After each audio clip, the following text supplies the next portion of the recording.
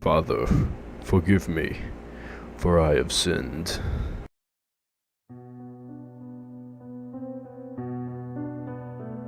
I never had a taste for art, but sometimes you get an invite to the finest gallery you could ever be invited to. Free food, rich women, cheap security, and expensive art. The whole situation was fantastic for a skilled ne'er-do-well such as myself. I was to walk in, collect what art I could, get an artsy girl, and stroll right out.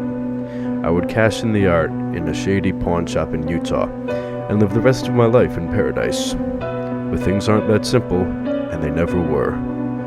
I should have known. My first major realization after walking into the gallery was its emptiness.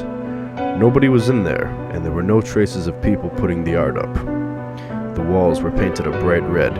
It took a second for my eyes to adjust to. There were 7 sculptures total that led to a great white canvas at the end of the room. The sculptures weren't covered or shielded. There was no glass or security. I should have walked out when I saw that stealing the art would be an issue, but instead I just observed the art, thinking that I could cart 1 or 2 of the smaller sculptures out of the building and into my truck. Now I know that wasn't going to happen. The first sculpture was of a woman. She would have been beautiful, but she had been ruined. She had scars from surgery and violent acts. She had a pale purple makeup dusted along her body, and her mascara was running down her cheeks. She was practically nude, and had a frightening sexuality about her. She reminded me of a girl I knew in Chicago. She was a prostitute, and died a few months ago when she was at her most desperate. A man picked her up, and I never saw her again. Poor girl, she might have been the best deal in all of Chicago. The second sculpture was a very fat man. He was covered in even more surgical scars. They were in places where you would expect for a weight removal operation.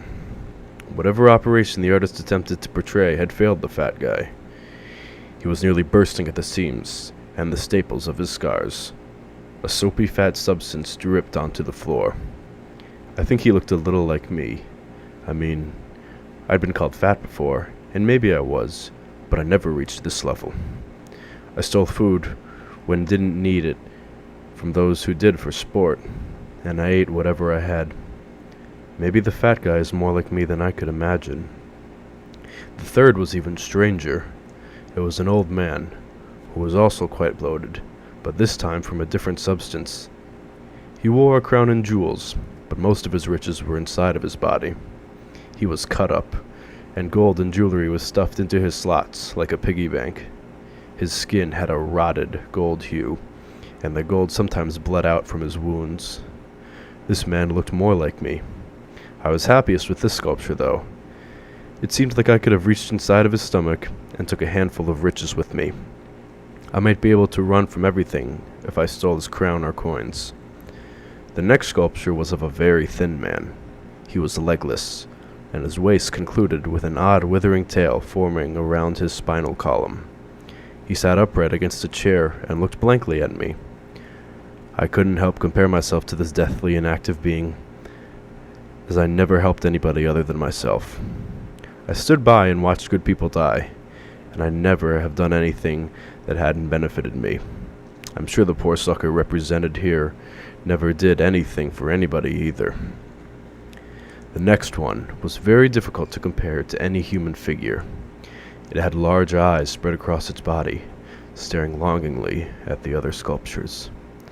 It seemed like it had only characteristics depicting of the works of art, as if its only goal was to become what it saw. I was very much like this sculpture. I have always looked at richer men in hatred. Maybe that's what leads me to steal from them. I show them that I am better and richer, and I leave them poor and damaged. They always deserve it. The next sculpture was maybe the most disgusting.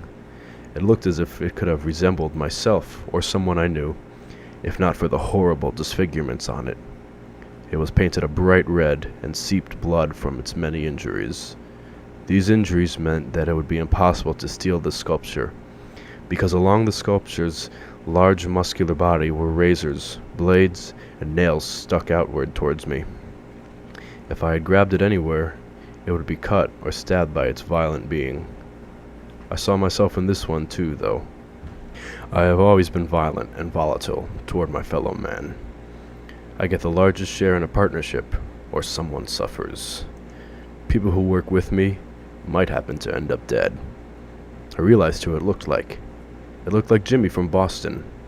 I slit his throat with a razor and nailed him onto a wall where his blood would drip. He got what was coming to him, though. He attempted to take a 50% share, then the idiot tried to threaten me. The last one was odd in comparison to the others. It was a very attractive man cast in bronze. There was less horror involved, save for one thing. It looked exactly like me. He was placed on a pedestal above every other sculpture, and shined a bronze so bright and separate from the red on the walls of the gallery. I think I like this one the most. I just might steal it and keep it for myself. A man as skilled as myself deserves only the best, and this is the best I've ever seen. And it looks a lot like me. One piece of art still remained. A large white canvas draped on the floor and wall of the back of the gallery. I decided that it was worthless while it was blank, and turned around to leave. I was stopped, though. Every sculpture disappeared from their placement. I was frightened and shocked. I ran for the door in haste, but I was knocked down. I woke up at the canvas. I looked away from it, to see the sculptures coming towards me. I was the last piece of art. A great mural painted in sinners' blood. Now I lay here, torn piece by piece, a monument to all great sins. No God can hear me repent, no matter how loud I scream.